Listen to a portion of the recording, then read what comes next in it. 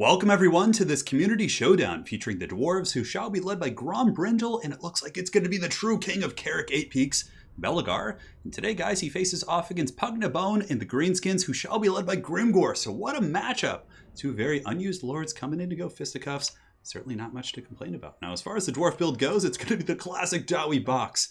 So two Ironbreakers in the front, Longbeards in the back, and yeah, that's a really tough line to break. I mean, even against okay, so you have the Black Orcs coming in. Black Orcs, obviously will be able to grind through Longbeards and things like that, but it still takes quite some time. If you look at Black Orcs, I think their melee defense is in the 40s or 30s, yeah, 36, and you're still facing off against 39 melee defense. Granted, the Wa and of course Bonewood Staff and a lot of other variables for the Greenskins do change that, but nonetheless, Longbeards are just such a good unit. So two blasting charges here. Looks like we have a couple Iron Drakes with Trollhammer Torpedoes, the Goblobber, and it looks like it's going to be a Runesmith, and Belagar Ironhammer with his Mighty Runestone here, his Oathstone. Let's take a look at that. I believe it gives 27 or 24 melee defense to nearby units. So it's going to make that bubble pretty tight to crack, or hard to crack, because if he stands in the middle, like right in front of that Goblobber, it'll pretty much hit almost everything in this blob. Now, for the Dwarves to be a little bit aggressive and not just sit in their box, they do have gyrocopters across the entire front line, and they are going to be the steam cannon variant. So these ones are better against infantry, and of course you can still use the bombs on Black Orcs. So really you probably snipe down like the lightly armored stuff, the chaff, or put the volume of fire into Black Orcs and use the bombs as well. Probably more meant to chase off Goblin Archers and things like that, I would imagine. Now for the Greenskin Wall, led by Grimgor. Ironhide, yes, Grimgor himself. It's going to be Goblin Wolf Chariots, Durkit Squig Hoppers, a whole front line of Goblins with a couple of Black Orcs saturated in as well. Debrestier is a really good choice as well. Goblin Archers, and yeah, two Wolf Chariots. Wolf Chariots are pretty decent against Dwarves. Probably not so much against the box, but we'll see. And it looks like there is a sneaky vanguard of Goblins. It's going to be Nasty Skulkers. In total, it will be 3 of those bad boys with the Night Goblins. See how this goes, guys, and see if the Dwarven box can hold against the might of Grimgor Ironhide. I think Grimgor may be one of the variables that lead to them actually holding, but we will see. So gyrocopters are coming in. What are they going to be shooting? Okay, they're going to be going after chaff using their steam cannons to just blast these goblins. And, like I said, against light armor, these steam cannons actually do a ton of damage. So they're going to continue shooting in. I would imagine, yeah, oh, look at that focus fire in the rusty air. So you have the gyrocopters, plus you have the artillery piece, the Goblobber, getting a ton of value here, taking out the the true armor-piercing missile goblin here. So you can see those little goblins just getting mulched horribly. It looks like just to make sure he was coming in for a bombing run, but when he saw the DPS coming in on those, they're going to be turning tail and running pretty hard. So the Goblin Archer line in shambles for the most part, really being nuked down by the gyrocopters, which means that the Dwarven box is going to have to be penetrated the old-fashioned way. And 3 Black Orcs certainly up to the task if they have enough magic support. It looks like we do have Sneaky Stabbin as well as Itchy Nuisance. Itchy Nuisance here will also be very useful because it will, of course, pretty much affect the entire Dwarven army. So the Goblin Wolf Chariots are shooting in as well. And yeah, I wonder how Greenskins could really, deal with this box without having to just slam into it. I guess you could spam a couple Rock Labas and that would actually probably just shut down this build. But anyways, in the back you can see the Durkit Squig's going to be screaming in there, trying to push through. But Longbeards and Dwarves have had a lot of buffs to their mass in recent times. So the Durkit Squig's a little bit stuck. A couple of them kind of squeak through and start chewing on those guys. And those Longbeards, unfortunately, actually charged the Chariots before they got in. Grimgor is slammed in as well and is going after Ironbreakers, and he hits pretty hard. I mean, and the Wa's going down as well. So here comes the Black Orcs in the front, going to be marching through fire and flames to engage their foes here, the Dwarves. But the Dwarves holding pretty well. Ironbreakers obviously don't have a ton of DPS, so the Black Orcs will last pretty much forever here, but mainly it's just for the Dwarves to hold and allow the the Iron Drakes and other things like that. But it looks like the Greenskins have gotten a full surround here. Goblin Wolf Chariot slamming in here. Itchy Nuisance is active, so it does lower the melee defense of Ironbreakers down to 6. And yeah, that's a pretty substantial nerf on their offensive output, which already wasn't the best. And over here we have Grimgor fighting against, he continues to go after the Norgrimlings Ironbreakers, and this seems like a very cost-effective engagement here for the Greenskins actually in the front line. The Ironbreakers are getting worn down. Grimgor, believe it or not, is actually putting a bit of a hurt on those guys. I'm surprised there's not another powerful melee Greenskin Lord. I mean, Azag, yeah, he's decent and everything, but I'm talking just a beater like Grimgor. So Grimgor is going to be going into the back line, abandoning his front line post, which is a good and bad. Yes, he's going to potentially shut these down, but look at the damage Grimgor just took from those blasting charges. As a matter of fact, I think the Greenskins were probably, he was better off fighting there, but now Grimgor is just getting nuked. And the King of Carrick 8 Peaks is going to be coming in, and is he going to go for the headbutt, the kick? Grimgor is going to be screw this shit, I'm out of here, I'm going to turn tail and run. And Belagar's right on his 6 there. Now, Grimgor was able to chop down those Iron Drakes with the Trollhammer Torpedoes, so that is a bit of a boon. Quite nice there, but I think keeping Grimgor, if you are going to use him, fighting in the front line amongst the cover of his own Black Orcs is far better because you get Waz very, very quickly with Grimgor. That's like one of his few strengths.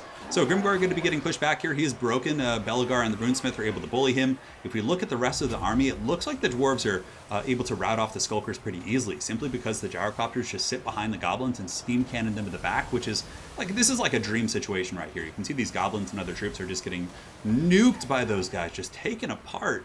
Iron Tricks and Troll Armor Torpedoes are still in line. Black Orcs are obviously MVPs. Like, these are the one things that are kind of keeping the Greenskins in the game. They're able to do a bunch of work here against the Ironbreakers, slowly wearing those guys down. And I think had the Greenskins taken a more conservative approach, and I don't know, yeah, I guess just with Grimgor, that was really one of the big things. But, I mean, many other aspects of the battle are also going quite poorly, but you could also delay your engagement in the back with, like, the Goblins and just let your Black Orcs grind in the front. And then when the Longbeards are forced to go in the front and fight, that's when you pull in the Goblins. Because really, if you look at it, you know, the Troll Armor Torpedoes aren't going to do much unless something, like, really overextends into your lines. But, yeah, the Black Orcs, you know, really didn't do a bad job here. So they're still going. Goblins are going to be surging in as well, but Norgrimling's Ironbreakers are more than up to the task of fighting here. It looks like some of these loonies, these fanatics, have been sent into the lines, going to be smashing through some of these dwarves here. Actually doing some really, really good damage there, taking out a ton of those Iron Drakes. It looks like a couple of those guys didn't get up. It was like the Ewok scene in Star Wars. Now, Orcs are coming back in. You can see Skulkers sallying their way forth, and Grimgor's coming in for the final showdown. I wonder if he's going to get on that Runesmith. Now, he has 500 HP, so he could probably take about 2 blows from Belegar, maybe a little bit more from the Runesmith, but the Steam Cannons are also focusing Grimgor, so he's starting to get a little bit low. But he's going to be coming in, going after the Runesmith, which is the smart choice there. If he can goon out the Runesmith and Belegar gets surrounded by Black Orcs, that could actually be a really good situation for the Greenskins here. In the back, we have Night Goblins fighting, Night Goblin Shaman, Black Orcs on the other side, up to 65 kills, all of which are against these Ironbreakers, so clearly they're trading very, very efficiently there. But Grimgor is going to be going down most likely to the King of Eight Peaks, and he's going to be pushed back here, so you can see Belegar running for the hills. So, yeah, not much left for the Greenskins. With Grimgor and that Black Orc pocket breaking, you still have these ones fighting and these ones fighting here.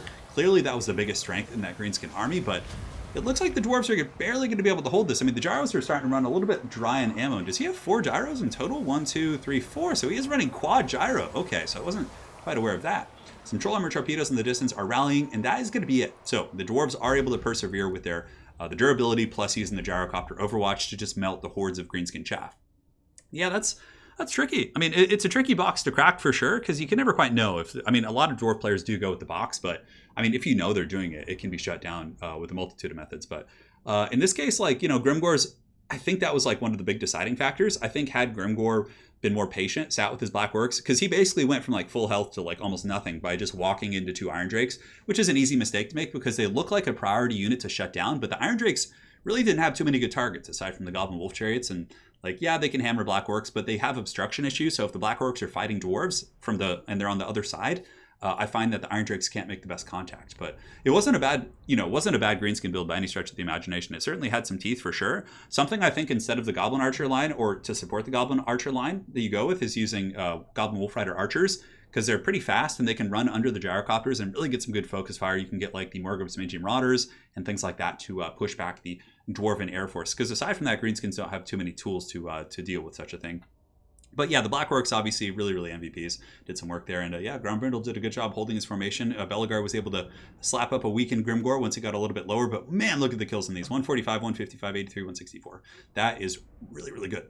So well played to these 2 fine players. This actually took place in one of the tournaments I hosted probably a week ago, or maybe like 2 weeks ago, give or take. So hopefully you guys enjoyed this one. And on that note, let us go ahead and take a look at a Greenskin build that I think would be pretty efficient against both the box as well as standard Dwarven build. So GG to Grombrindle and Pugnabone, and we'll see you guys in just a second at the building screen here. Got a custom battle, the Greenskins.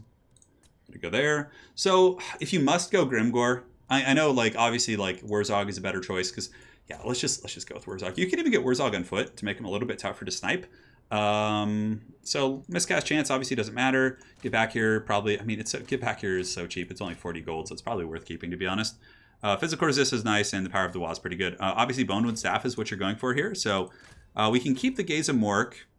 Brainbuster, we want these. Brainbuster is okay, but really just cycling the cheap abilities is what you want. So you can even go with something like this. The Brainbuster is actually okay against like some like Dwarven Slayers and things like that. And you can keep the Gaze just to cycle the Bonewood Staff. I think that this is going to be good. Granted, the problem with Fist of Gork is it doesn't imbue magic damage. So that kind of is like counteractive. So maybe probably go with Erbigo instead. So from here, I think Black Orcs are really, really good. Get like 4 of those bad boys. And honestly, like Goblin Rock Lobbers are so damn cheap. The problem is you need to be able to defend against the gyro play. So from there, you can pull a couple of these guys. You can get, you know, the Morgub Tamaji Marauders. That's going to be like, the gyros might be able to like deal with these guys, but they cost like nothing and they'll just come back and be annoying. So it's mainly just kind of keeping that steady pressure. Now from here, I'm trying to think what other infantry we would want to get. You could get like Goblin Big Bosses on foot to help saturate. I would definitely get the Rusty Errors and a couple Orc Archers. I get the Orc Archers, they're more durable, plus they have better AP than the Goblins. So if the Rusty Errors get taken out for some reason or other, then you know, from there, the Orcs are going to be a little bit more independent. You can get like Squig Herds and things like that. Those guys aren't a bad kind of addition. They're cheap and they have good AP values. I can't remember how many Black Orcs the tournament allows you to have, because having like 4 or 5, I think it's 4, so we'll just go with them. Crimson Killers is okay, but the problem with Crimson Killers is they're kind of a magnet for focus fire, but yeah, it's something to think about for sure. Okay, so we have enough to kind of annoy the Air Force here. We have a pretty big Daka line as well, and I think let's get a couple we'll get the Hammer of Gork, and we'll get a couple of Rock Lobbers as well. So if they're in a box and they come with the gyros, you screen the gyros while shooting the box with the missile line here, and it's going to be pretty strong. Now there's one small thing. So basically the school of thought is that you force the dwarves out of the box, you stop the gyros with your missile line and your heavy focus fire here, and plus you'll have effigy of the get, so probably putting him on a pig is better so he can get those good effigies. You could even go with Azag. You know what? Azag might just be objectively better.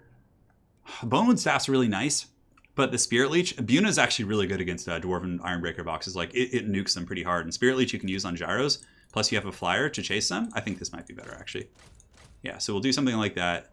Cut one of the Orc Archers, and we can cut one. No, the Black Orcs are just so good against dwarves. Okay, maybe we cut one of you guys. No, we really need to. Now that we have a flyer in Azag, I think we can be a little bit more conservative with the ground force. And we have a little bit more money. We could get like some Squig Herds or something like that. Probably getting some sort of a cav unit to like go and be able to pressure the Dwarven artillery line if they have it, but you don't really see that too much nowadays. Yeah, we can get rid of Foe Seeker and the leadership buff. We don't need those too much. Maybe get like the Darked Swig Hoppers. I think something like this could be pretty damn strong for sure. So something to think about. All right, guys, hopefully you enjoyed, and yeah, we'll see you guys around. Take care.